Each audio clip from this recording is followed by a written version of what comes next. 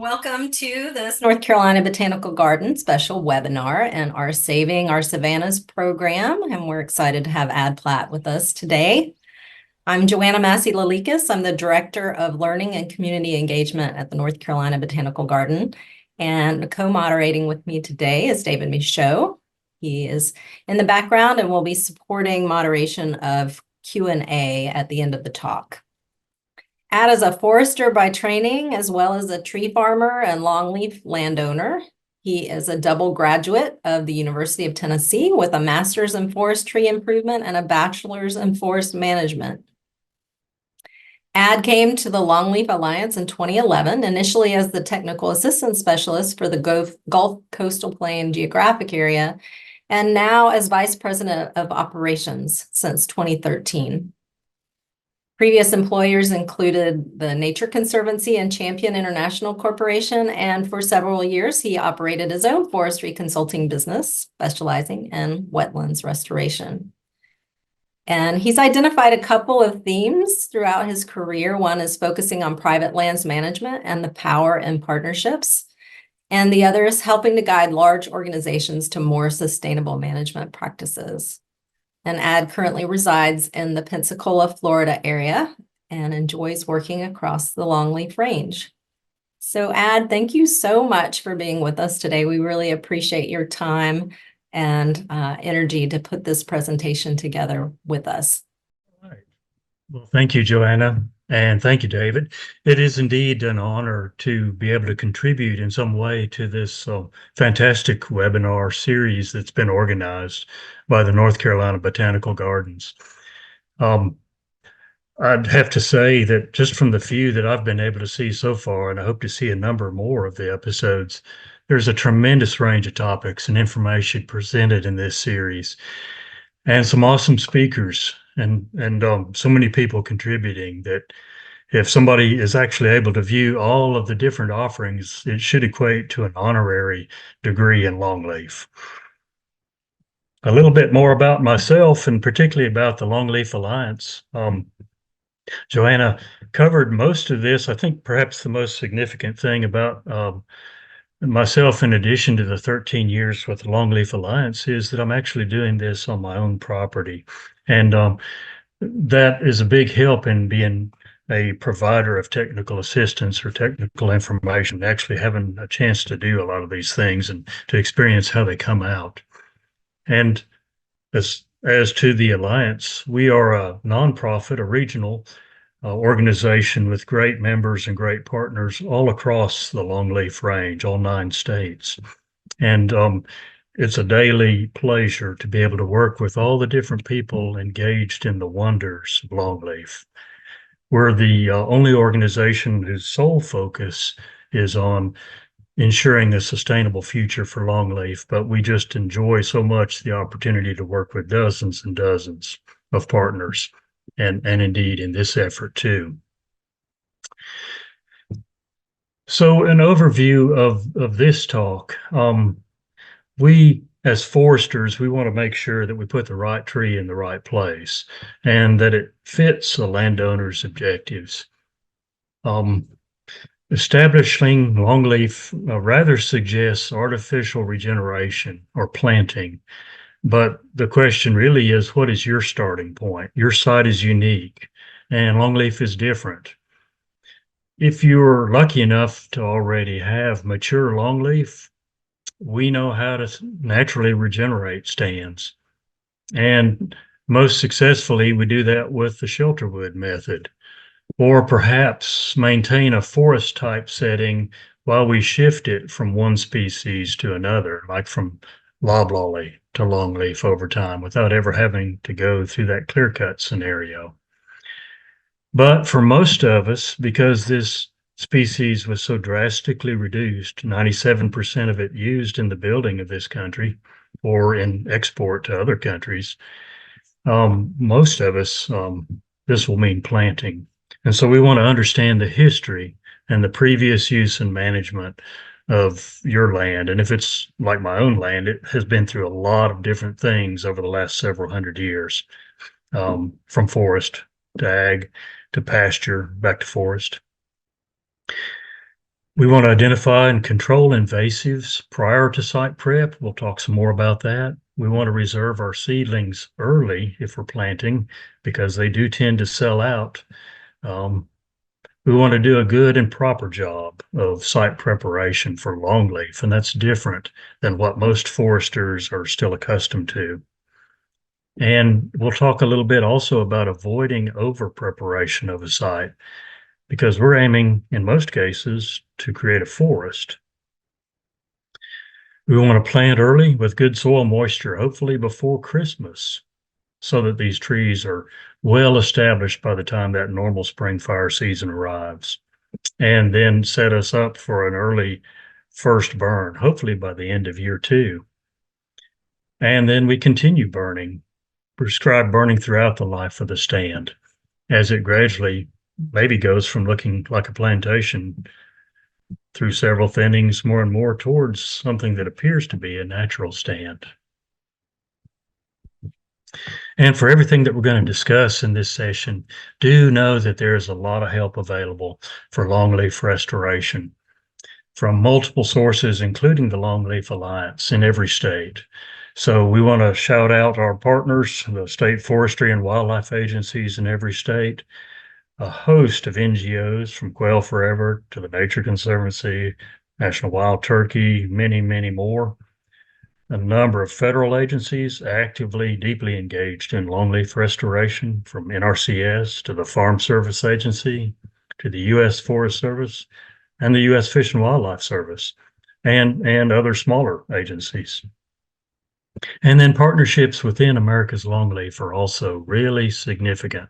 This initiative, America's Longleaf, is comprised of 18 different longleaf or local implementation teams organized across the range under America's Longleaf.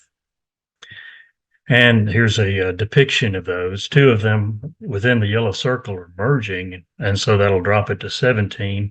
But these are organized around remaining strongholds of longleaf in an attempt to really help focus our limited resources of people and money. We know we'll never have as much money as we'd like to have to go as fast as we'd like to go, but this helps us be more efficient. Now, if your land falls outside of one of those dark green blobs, that's not a problem. It doesn't mean you're not important. It just may be not as easy to access all the different kinds of help that might be available within a partnership area. Again, trying to grow from the healthy centers out and eventually reach all parts of the range. So that help I mentioned, it includes a lot of different things from technical assistance, site visits, technical information answered in all kinds of virtual and direct ways. But it also includes technical information provided in printed form or digitally. And here's some of the key ones for this talk. There's no charge for these things, but they're priceless. The information that's been gained over a lot of years through a lot of experiences can help people practicing today to reach their own objectives faster and less expensively. And so these are key documents. The one on the left is all about the importance of fire, as we've heard in a number of these talks. It's what really shapes the longleaf ecosystem and helped it develop over time. The one on the right are the keys to successfully planting and establishing longleaf pine, which this talk today will kind of parallel. And the one in the middle may apply to you as well. That is, longleaf stands and forests have the potential and probably the expectation to live a lot longer than we get to. And so you may be the new steward of a place that has been actively growing for a long time and maybe not managed. And before we launch into prescribed burning and trying to quickly get to our particular objectives, we want to be very careful in how we do that if the area has been fire suppressed for a long time. This can help us do that without having undue mortality. And these are available in printed or digital formats so that there's no need for anybody to repeat a mistake that somebody else has already made. Well, not long ago, as we've seen in a number of these talks, The forests of the South were very different than they are today. And this is one of those iconic views of Longleaf. This site still exists. There's a few others like it. Once you've been in a place like this, seen it or strolled through it, you can't unsee it. And yet nearly all of these are gone today. As I said, mostly used up in the building of this country. So we went from 92 million acres down to about 2.9 million at the low point, but we're making progress again now. And our 2023 assessment found over 5.2 million acres today. That's the number we're going with for now, meaning that we have added some 2.3 million acres of planted stands, young planted longleaf. And longleaf is the second most commonly planted tree in North America today, thus probably the world. But when you see a site like this, or when you have the opportunity to be in it, the next logical question might be, for most of us, why doesn't my land look like that? Well, it took a long time. It took a lot of fire, some careful harvesting over time, a few hurricanes to actually end up with this kind of majestic beauty. And this is a long game. A healthy longleaf forest has many types of values. And increasingly, people today, with demographics changing and landowner objectives changing accordingly, increasingly people would rather have a forest than just another pulpwood plantation. For their own lands, they want something really often focused more on other values, and there's a host of different objectives we encounter. But fire is the essential management tool and our most efficient one also. And it's always been a key factor in shaping the ecosystem, regardless of what started it. William Bartram picked up on this over 250 years ago. This quote, "It happens almost every day throughout the year in some part or another by Indians for the purpose of rousing game, as also by lightning." An astute observation that it would pay us to remember. North Americans undoubtedly used fire. Native Americans undoubtedly used fire to manage habitat and for many other purposes other than driving game. But it added to the naturally caused fires that were already occurring. And it happened over many thousands of years. This picture is from the late Patrick Elliott, depicting the Muskogean creeks of his home territory. And it resulted in the most fire-adapted tree and ecosystem in North America.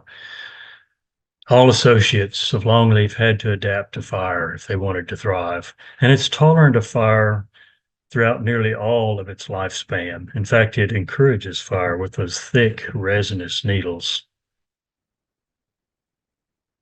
It's fire resistant, but not fireproof, and there may be some mortality. And so as we're doing our burn planning and prescriptions, the question is it acceptable?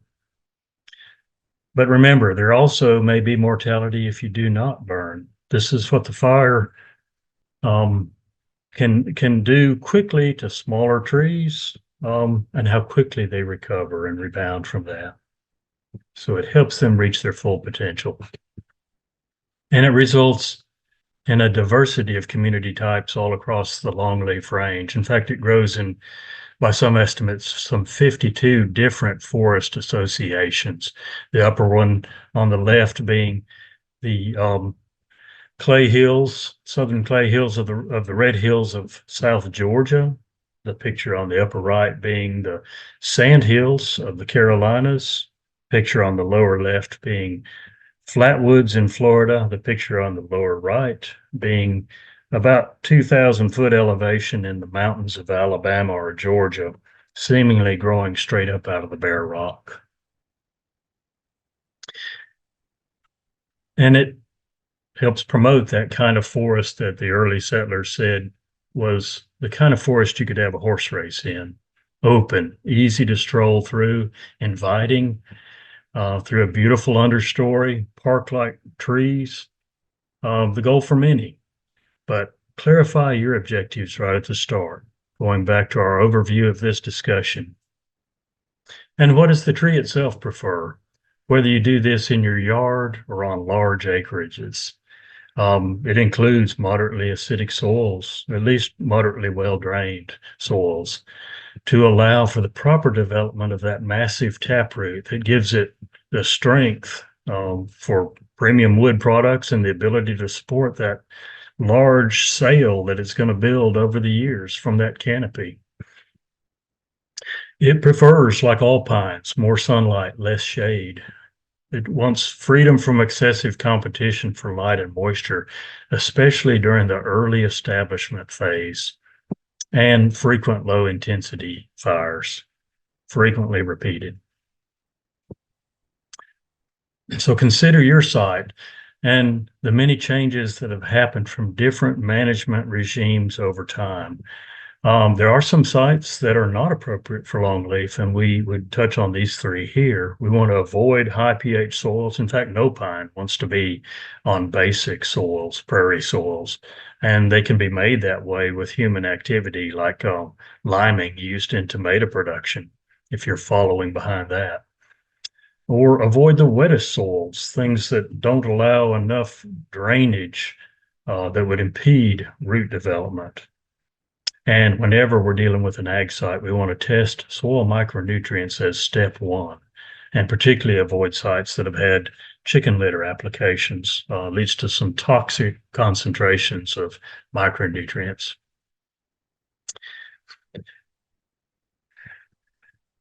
So longleaf is broadly adaptable to a host of different soils. The key is it tended over time to go where fire went, not just on sands, but a lot of those better, more mesic or more productive soils are actually in agricultural production today. Most landowners have multiple objectives, and you probably do too, but here are some that we very commonly encounter. And that would include good survival and growth, beauty, a less risky investment in forestry. That is, a tree that's stronger against big wind events, insects, fire, the ability to restore native plants and animals. People might often say, I want to put it back the way it was in my grandparents' day. Or we want it to be a place where we can recreate, because all our kids live in different cities now, and here's where we gather on the weekends and holidays, and we want it to be beautiful. But to roll all that together, I heard one landowner say, I want a profitable forest that I can also enjoy every day, not just when I plant it and when I cut it. The bigger question again is longleaf right for you as well as right for your site? Can you manage it long-term as a forest, and how engaged will you be in the doing versus the contracting? Now, we touched on natural regeneration up front, and this is kind of a hybrid picture.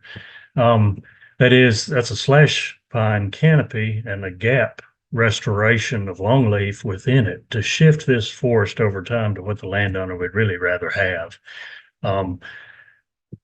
It's a hybrid approach between natural regeneration, that is, it resembles how longleaf might regenerate in a unmanaged natural forest in many cases from some kind of disturbance. But it allows a landowner to keep the appearance of a forest all through time without ever having to go through that unattractive clear cutting stage. And other people might say, well, can't I just plant the seeds? I mean, that's kind of how nature does it. Well, the challenge with direct seeding is that longleaf seeds are large, nutritious, and tasty, and many creatures, including foresters, like to eat them. So if the seed does manage to germinate and find mineral soil and get established, then it faces a battle with already advanced competition. So even more are lost in that stage. Seed is scarce, seed is expensive, hard to come by through irregular production of crops every 4 to 7 years. And nature's okay with that, okay with huge losses over long periods of time. But we generally can't afford to be. We're in a hurry. This little plastic cage in the middle is a shelter developed by Scott Lasseter of Atlanta, who also took the picture. And his land is in the mountains and very steep and would be very fragile in the conventional site preparation way. Plus, he'd like to use his own genetics in place. This little cage gives that seedling much better odds by protecting it to some degree from predation. Those little spikes in the top allow the seedling to get established and grow up and through the cage, and boosts his survival considerably. It's a little more work, but it gets him what he wants. And so he's developed this in a biodegradable, easily meltable product that may be of interest to other people that really wanted to plant on a limited basis and don't mind being hands-on. That was profiled also in our summer 22 Longleaf Leader, if you wanted to look it up and read more about the approach. But for conventional site preparation, much more normal sort of approach to establishment would be like this. And it should be different for longleaf than it is for the conventional loblolly or slash pine choices. That is, there is a difference between a forest and a plantation, and not knocking a plantation, but if you were aiming for a different species and a different end result, you probably would want to do your site prep differently than how they do it in industrial forestry. So many contractors that we deal with are still coming from the loblolly or industrial forestry world, and it's really important to interview them just like you would any other contractor you were hiring, and learn about their experience and success, and take time to spell out your objectives and make sure they're still listening to you. It could be a combination of chemical versus mechanical, depending upon how altered your site is. It could be a cutover forest type situation, which is about half of the sites we encountered, or it could be the other half, which is agricultural sites, old fields, pastures, even things that were just immediately row cropped before us. And now the landowner wants to do something different, or maybe it's the next person in that chain of stewardship. So the starting point for most people is from some kind of bare ground, often a cutover. That's not ideal. It would be much better to understand your tract before it gets harvested or changed even, so you know what problems to likely expect. And this may seem a little bit out of context, but think ahead also, again, at your own objectives. Longleaf landowners are not focused on growing pulpwood, but on, if they're thinking about economics, they're usually thinking about premium products, and longleaf grows poles better than loblolly or slash by a wide margin because of its greater strength and straightness. And if that was your objective, then that informs a lot of other decisions, or maybe I should say, regardless of what your objectives are, they should inform your decisions around things like planting density, interim treatments, etc. Whether it's timberland or recreational land or complete restoration, your objectives should have a major impact on those decisions. Longleaf can have difficulty sometimes, and here's when it usually happens. So I guess I would say it most commonly happens when we treat longleaf like loblolly, or we put it in the wrong place, either too wet or too much fertility, which tends to lead to some disease problems. That is, the site's been altered too much. Maybe we can farm it out with a couple more years of ag. Or doing incorrect, or maybe cutting corners, doing no site prep at all, just trying to rush the process. Planting incorrectly, which we'll talk about a little bit more later, or planting it and forgetting it. That's not something that works well with longleaf. Longleaf, especially the more your land has been transformed over time, probably needs more attention, particularly in interim burning.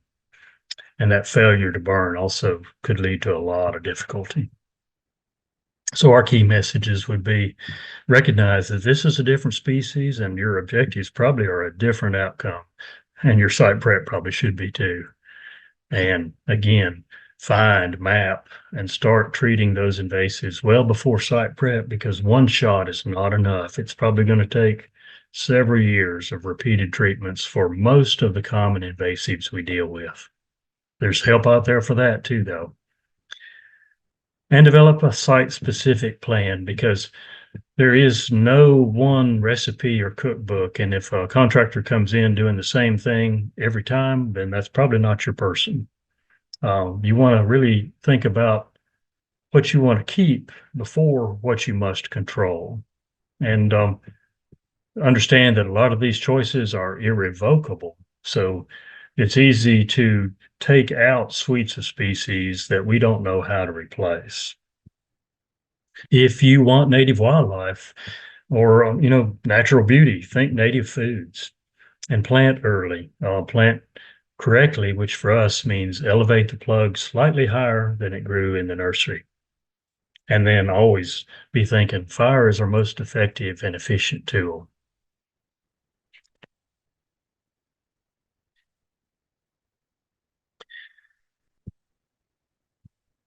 There's a view of Kogan grass in Florida, and almost really an unmanageable situation. This landowner won't be able to burn. If you are in a place where you're not having to deal with Kogan grass, count your blessings, but keep your eyes open too. I mean, it's regularly being moved, often by human activity and machinery. It could come to a place near you, but whatever your invasive species challenge is, the reason they're invasive is because they have no enemies and they're tough, they're strong, and they reproduce fast. Site prep won't control whatever that is, and it'll dent it, but you need extra treatments, extra time. Start early.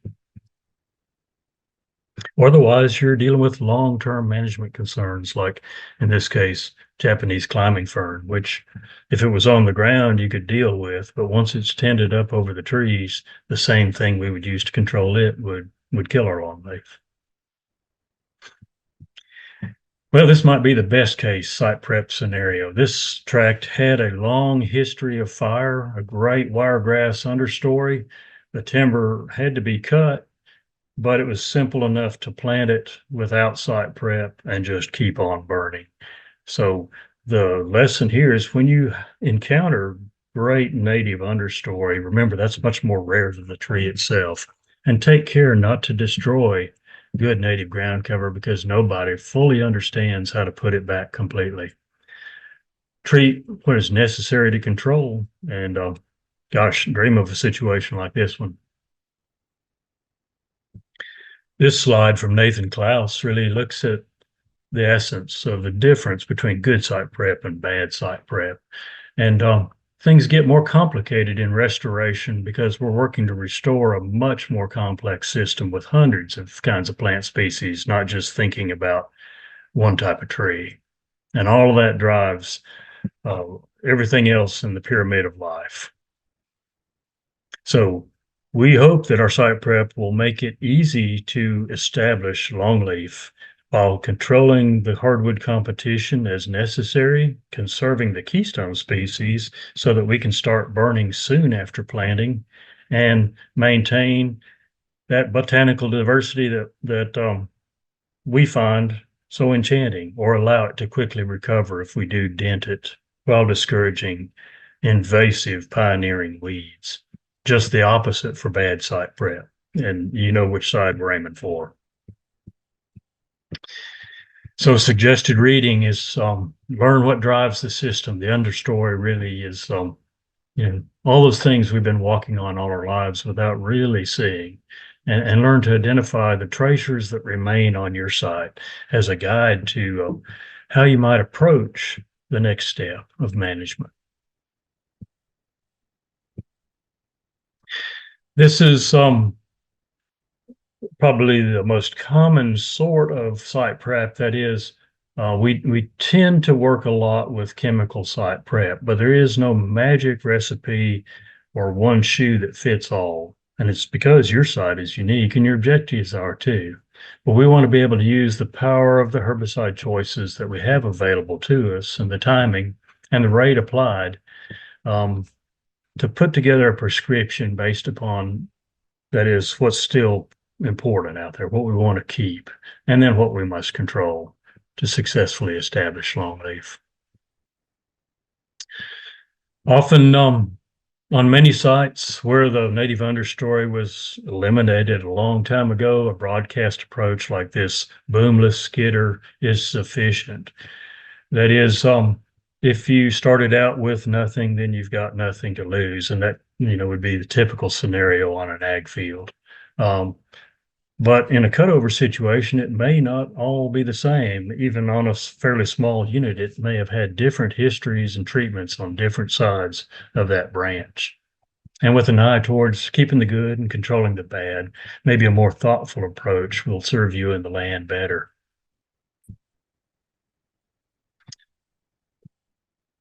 Also, scrub oaks belong in a longleaf ecosystem in many community types. And so, not all oaks are bad. Think about post oak, blackjack, sand, turkey, bluejack, sand, live oaks, a host of different oaks that are an important component of this system.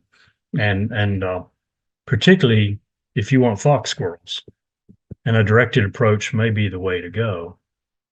There's a lot of options and opportunities there, different things you could do, from backpack foliar to basal stem applications or hack and squirt, basal spots, pellet approaches, or even smart drone applications once you've mapped in the sensitive features. Just a lot of different ways you can go about it. Compare these two different prescriptions, both treated 19 months ago. The usual, if you look through the screen of trees in that little drain across the creek, that's the usual loblolly treatment. And if you look through the trees there, you can see that treated site is still bare 19 months later, where they're trying to concentrate all the growth on the crop tree. A better longleaf approach is in the foreground. And if you were a turkey or quail, which side of the branch are you going to be on? Published research also points to an increase in survival and growth on more xeric sites when we can save more of the ground cover in native oaks. So avoid that parking lot effect and think about preserving your fuels if you can, so you can get started burning sooner. Spending a little bit more up front, even if it costs you more to do the right thing, can lead to much better results and probably less cost over time when you don't have to rescue it. A sadder scenario. Foresters oftentimes intensively site prepare areas for loblolly because they don't ever intend to burn them. And they can be very good at overkill. And a lot of times landowners may not know the difference up front, or may trust that contractor to do something they haven't explained. But it soon matters. We want to protect our fuels. And also in this scenario, if you look, you can see at least two problems going on. Some off-color pines, and when you look closer, it's brown spot needle blight, the one disease that longleaf gets worse than other pines. Most diseases, longleaf is more resistant. Now, the cure for this one is simple. You just burn it and burn off the infected needles. But if you don't have any fuel, you can't do that, and the site's overprepared. Also, it's surrounded in a small box by loblolly pine, which is going to throw seed at it every year, and you need to be able to burn. So two very common challenges. That winter burn would be a fast-moving flame, just kind of passing over these trees fast enough to scorch off all those infected needles. But if you can't do that, the consequence is you have an overstocked stand developing very slowly over time with thousands of wild loblolly seeded in on top of your longleaf. Paid a lot to get a big stand. And that's a long-term consequence. Now, planting longleaf is 90% done by hand, and 90% through contract crews and through containerized seedlings as well. There are still some skilled mechanical planters in some places, but the goal generally is to slow down and go for quality, and to plant areas straight, snug, and with the trees slightly elevated. Planting depth turns out to be the most important factor in the whole planting equation. If soil covers the bud, those trees are doomed. And you can see the difference between terminal bud exposed on the left, terminal bud covered up on the right in this trial. Next, we want to avoid burning until the seedlings are robust, but start before a lot of fuel accumulates. So oftentimes that would be in the winter of year 2. Look closely also just to see what kind of fuels your seedlings are in and actually what's available to burn the day of the burn.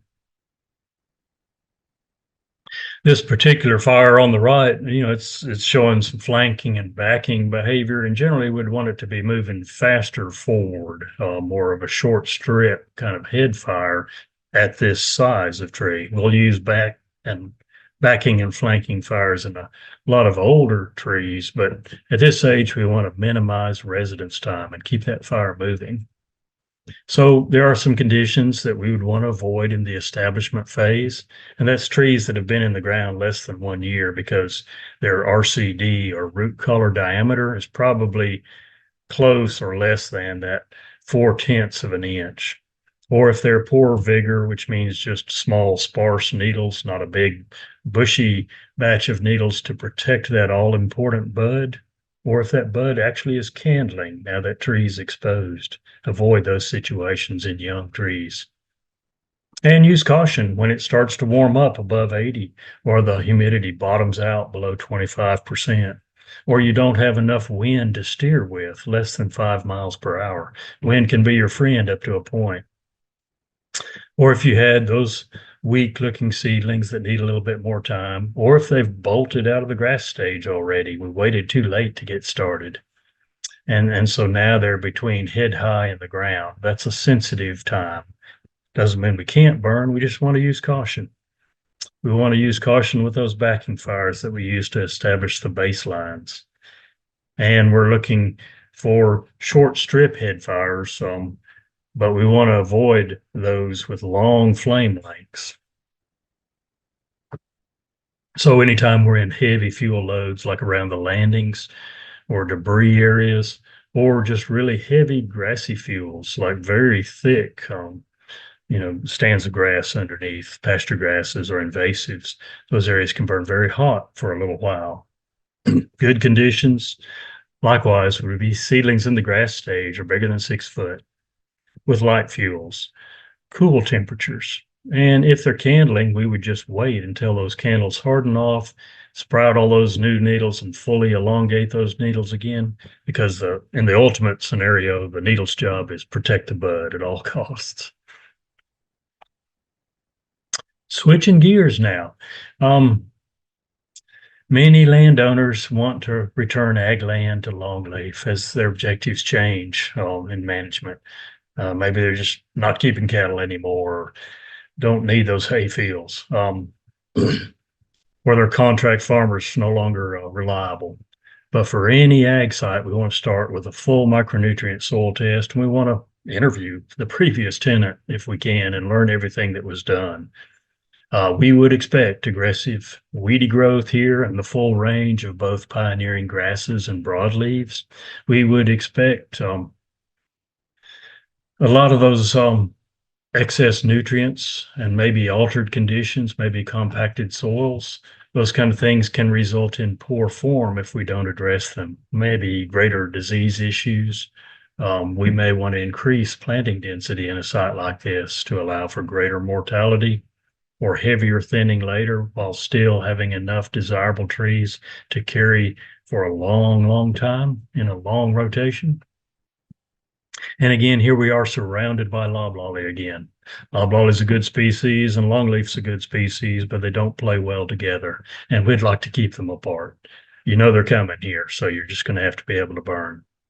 And generally, this is a combination chemical and mechanical approach. If it is a compactable soil type, it may need ripping or subsoiling to ameliorate the site for that deep taproot that longleaf wants to form. Equipment, even livestock can compact those kinds of soils over time, and that makes an impervious root barrier. So ripping breaks through that. And you want to do it the right way. The one on the left is just a straight shank trying to reach about 18 inches down. But a terraplane, as shown on the right, actually does a much better job at both fracturing the subsoil hard pan as well as less clods on the surface so it settles down faster. When you come to plant after months of settling from rainfall, you plant beside the rip, not in the rip, or otherwise your trees just continue to be pulled underground as the soil settles. Scalping is a fast and lightweight tool that's used basically following any legume crop or pasture situation. And it cuts a much shallower, very slight groove underneath the roots of pasture grasses, or if it's following a bean crop, basically it flips the insect pests that love to eat any kind of pine root to the side, and they're not able to move, so they just eat what they can reach. And if you just cast them a little bit to the side, problem is over there. So it creates an ideal microsite free of competition that lasts for 12 to 18 months sometimes while those trees get started. Here, though, we want to elevate the seedlings again, this time about 1.5 inches above soil surface, because these light sandy soils will probably be moving back into this shallow depression. And we don't plant in the deepest part, therefore. Again, we plant on the shoulder, the little raised area just beside that deeper groove, so the trees can explore it. Well, there's a lot to all this that we're offering today. And where can I learn more? The Longleaf Alliance also offers these longleaf academies and in-depth training across the South. And it's been a busy year already thus far, with support from some great partners. So the two with stars on them have just been completed: herbicides and longleaf in Georgia, and fire and longleaf 301, an advanced burning course down at Tall Timbers last week. Next week in Tifton, Georgia for longleaf foundations, and then back to Georgia for errors property and forestry workshop, something that we would like to propagate because it's a problem in all southern states. There's a need for more of these errors property and forestry workshops over time, and we're looking to help promote those as well. And then there'll be another webinar series of our own this summer, leading up to our conference this fall. So a few weeks ago, we were in Atmore, Alabama, doing a Longleaf 101, the basic longleaf essentials. And completing this academy is still the very best predictor of success. And there's a lot of other opportunities to learn. And before you start spending money or time, learn the rules of the game. Attend field days that are in your area, or look for other opportunities to build your network with the Longleaf Alliance or others. Many of these other great partners that are engaged in direct technical assistance also. And we can help connect you with people that may be closer to you, or may have different types of cost share available to help you with the expenses of doing a restoration project. If you know you're planning this year, also check out our Seedling Assistance Fund, which is open until June 1st through our website. But that's coming up quickly. And for all longleaf fans, the Biennial Longleaf Conference, presented every even-numbered year, is the biggest and the best opportunity that happens every time we get a chance to do it somewhere in the South. And this year it'll be in Sandestin, Florida, as it continues to work its way across the longleaf range. Looks like this may be the biggest one yet, and that's a wonderful place to gather in October. Hope to see you there in person. I'll close now and stop sharing my screen and just ask what kind of questions I might have elicited. Great, thank you so much, Ad. My first question is where to find out about this summer longleaf series. This is the first I'm hearing of it. Yes, through our website when it's ready to go, and also that the events page there, you'll find upcoming academies that are now open for registration. Great. And so once everything's set, and there's a lot always in the planning process, but once they're set and scheduled, they'll pop up there. And so it's a great place to visit because there's always something new going on. Probably Wonderful. close to you. I'll share this link to the Longleaf Alliance website and where to find upcoming events with all the registrants for Great. today. We had a question come in very early in the presentation about a baby longleaf pine and how to keep it alive and make it thrive. I think the presentation really touched on that, but if you have any words of advice for immature longleaf pine trees and any Yeah. special considerations for managing those. Well, hopefully, when we start a longleaf, we start it in the right place. That is, before you ever plant a seedling or a seed. Look up, look around, and try to imagine the competition underground as well. Because once we set that in motion, and they want to naturally germinate in the fall, within 2 to 3 weeks after it falls from the tree, they don't overwinter. There's no longleaf seed bank out there. They either find a good place to live or they don't. We don't want to move them later because the first thing they're doing is sinking that taproot. And at the end of the first year on sandier soils, it may be 6 foot down. And so, you know, if the person's dilemma is now I realize it's in the wrong place, it's very hard to move them without breaking that taproot. If you had a large enough Vermeer tree spade, maybe, but that longleaf wants to sink that taproot, and it gives it a lot of advantages later in life. Thanks for that. Loblolly doesn't even bother. You could easily dig up loblolly, no problem. Sure. Well, thank you for that. We'll hope this participant's longleaf is in the primo spot. Yeah. Gosh, I am not seeing any other questions, and I did not formulate any in the time that we've been waiting. This has been such a fantastic presentation, and yeah, I appreciate all that. And you've made it very base level for us. I know you're concerned about using too much lingo, but I was able to follow along, which I was grateful for. Do stress, to others that ask you questions, whoever's hearing this, really, there's so much help available. It's a wonderful time to be thinking about longleaf restoration, and we're so grateful for all the different opportunities and partners that are engaged in this. So it's a super exciting time to be restoring, the South's great forest. And if you look, it may be surprising what you can find.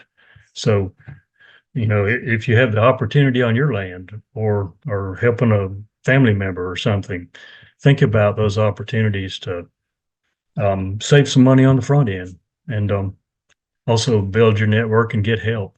A lot of times we don't know what we don't know if we don't ask, Exactly right. Yeah. And I'll admit, before we devised this series of events, I had not heard of the Longleaf Alliance. So it's an incredible organization from what I've learned through you and through Sarah Crate. So I encourage all of you to check out their website, get involved, see how they can help you. And yeah, you've connected us with so many great organizations across the state and the Southeast that are doing this incredible work. So. There's a wealth of information on that website, and it links to so many other cool partner sites. And so if you're with one of those partner organizations and we're not actually cross-posting and sharing, we probably should be. I mean, we all would like to be able to reach a wider audience and engage people that have never yet, heard about the better choices perhaps they could make that would get them closer to what they would really like their land to be, and once I started this journey on my own land, I mean, it's become so much more satisfying. I enjoy it so much. Great to hear. It's good to love what you do. Good to share about it too. All right. Well, seeing no more questions, I guess I'll invite Joanna on to close us out. Thank you again, Ad. You're welcome. Ad, thank you so much. That was really a fantastic presentation. Chock full of such great information. So it was indeed an honor to be able to join this whole series, and kudos for what you've put together. I mean, it truly is an amazing resource for the future, and I plan to browse a lot more of it as time allows. Awesome. Well, thank you. And just to reiterate, it's been a great partnership program with the Longleaf Alliance the Nature Conservancy, the Lumbee Tribe of North Carolina, and so many other partners that we always try and showcase in our slide set in the beginning. So, My contact information was on that last slide too, if you do go back and want to follow up. So feel free to reach out. sounds great. Thank you so much. Thank you.